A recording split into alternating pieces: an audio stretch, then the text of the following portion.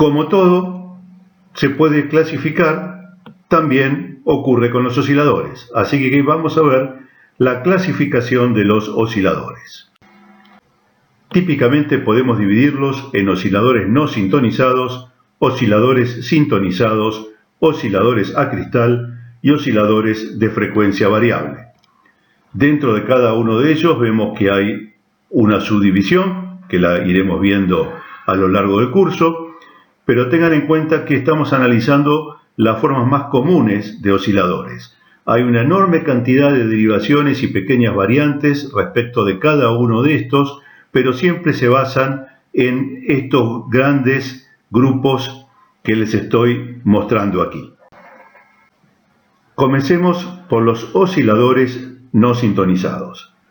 Un oscilador no sintonizado necesita una tapa amplificadora, básicamente el transistor, que va a funcionar como oscilador, una red externa RC, es decir, una red formada por resistencias y capacitores. Son osciladores de baja frecuencia, entre algunas decenas de ciclos a no mucho más de 1 MHz. Justamente este poco ancho de banda como osciladores es por su poca estabilidad, no mantienen la frecuencia de oscilación demasiado bien, no se usan en circuitos de calidad. Los osciladores no sintonizados por desplazamiento de fase funcionan en base a un transistor cuya salida es en parte realimentada a través de una red de capacitores y resistencias como lo aquí indicados, que vuelven a ingresar por la base del transistor. Esto es el circuito de realimentación positiva de nuestro oscilador. Sabemos por otro lado que los capacitores desfasan la tensión atrasándola respecto de la corriente en un circuito de corriente alterna, de manera tal que parte de la señal de salida que se realimenta a través de este circuito de capacitores va a sufrir un desfasaje. Si se calculan los capacitores para que el desfasaje sea de 180 grados, tendremos a la salida un semiciclo positivo y ese semiciclo positivo se realimenta por los capacitores, llega invertido al transistor y se amplifica el semiciclo negativo, de manera que a la salida tendremos una señal senoidal de una única frecuencia que se repetirá constantemente en el tiempo, formando por lo tanto un circuito oscilador. Otro tipo de oscilador no sintonizado es el que utiliza el puente de Wien. Ustedes han estudiado probablemente el puente de Wheatstone el año pasado. El puente de Wheatstone estaba formado por 4 resistencias dispuestas igual que aquí, y entre este vértice y este otro se ubicaba un amperímetro.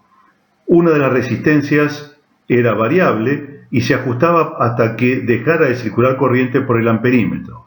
Conociendo el valor de 3 de las resistencias, se podía en esa condición calcular el valor de la cuarta con mucha precisión, con una ecuación muy simple. El producto de R1 por R4 iba a ser igual al de R2 por R3. Este puente, el de Wien, es similar al de Wheatstone, nada más que agrega, como verán, 2 capacitores, uno en serie con R1 y uno en paralelo con R2.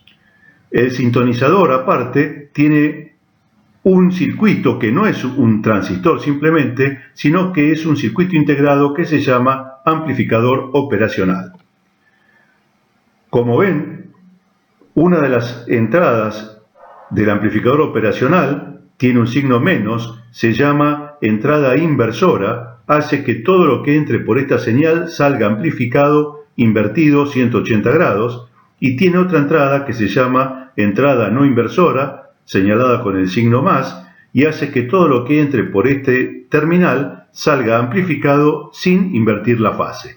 No confundir el menos y el más con las alimentaciones que son las que están indicadas aquí. Más VCC, menos VCC, VCC es tensión de corriente continua.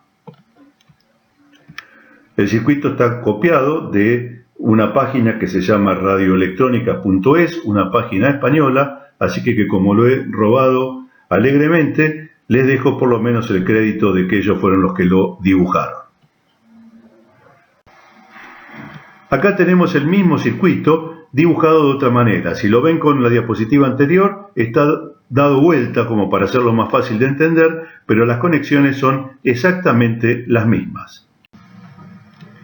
Imaginemos ahora qué ocurre en la rama donde está la resistencia en serie con el capacitor. Esta es la segunda rama, no puse el capacitor para no confundir, porque vamos a analizar qué pasa con el primero de los capacitores. Y supongamos que lo alimentamos con una señal de alterna. Acá usamos un generador de corriente alterna. La alterna, a bajas frecuencias, pasará por esta resistencia y llegará al capacitor. Si el capacitor está calculado para tener una reactancia capacitiva elevada, es decir, oposición a circulación de corriente alterna elevada a frecuencias bajas, tendremos que muy poca corriente pasará a través del capacitor C1 y en nuestro osciloscopio que ponemos aquí para ver la forma de onda, tendremos una señal muy pequeña, muy poca ganancia. A medida que aumentamos la frecuencia en este generador, encontramos que el capacitor ofrece cada vez menos reactancia, es decir, se opone menos a que circule corriente de frecuencias más altas. Llega un punto en que la frecuencia es tan alta que este capacitor prácticamente se transforma en un cable, no ofrece resistencia a la circulación de corriente y tendremos una elevada ganancia de salida. Si representamos lo que acabo de explicar en este gráfico, donde aquí en el eje de ordenadas tenemos amplitudes y en el de abscisas tenemos frecuencias, vemos que a frecuencias bajas nuestro capacitor ofrece mucha reactancia capacitiva, mucha oposición a que circule corriente y la amplitud de la salida va a ser baja. Va a ir aumentando a medida que la frecuencia aumenta.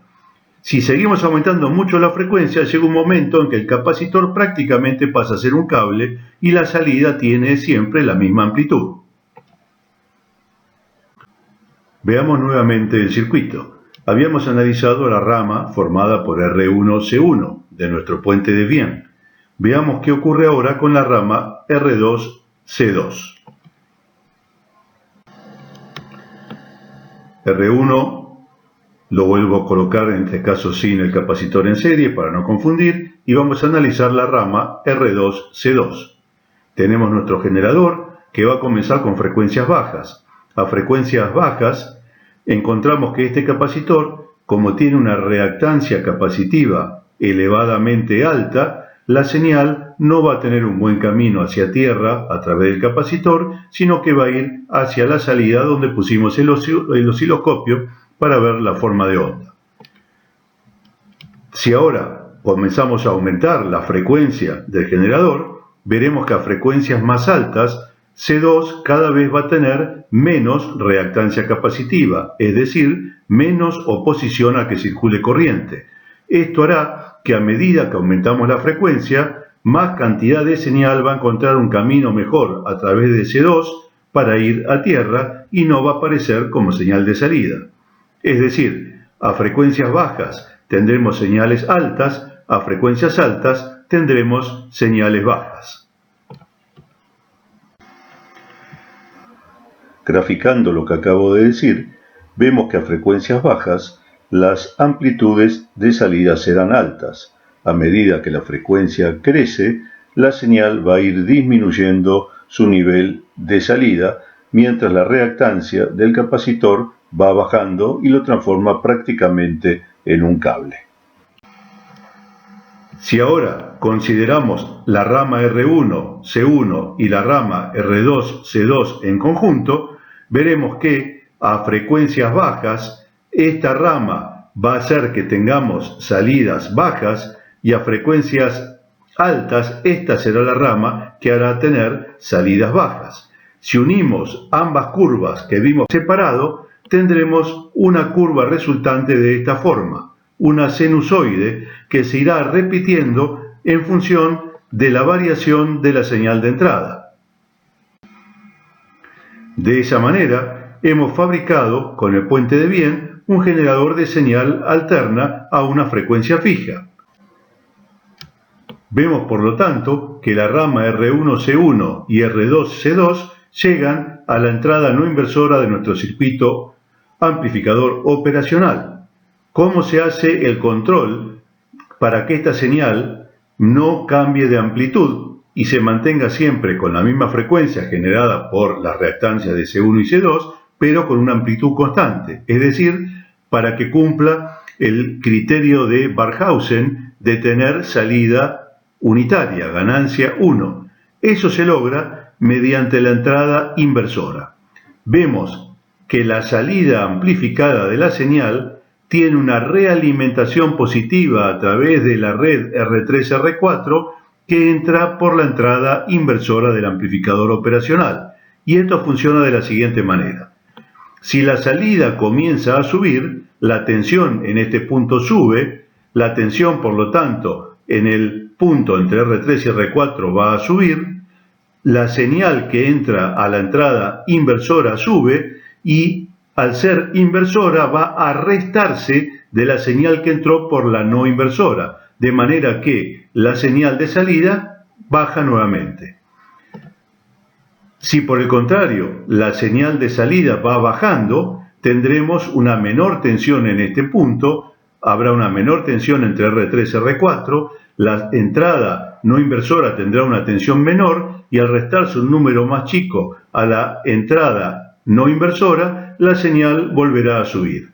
De esa manera tenemos rama 1 y rama 2 del puente de Wien son los que producen la oscilación. Rama 3 y rama 4 son las ramas de realimentación para cumplir con los criterios de Barkhausen.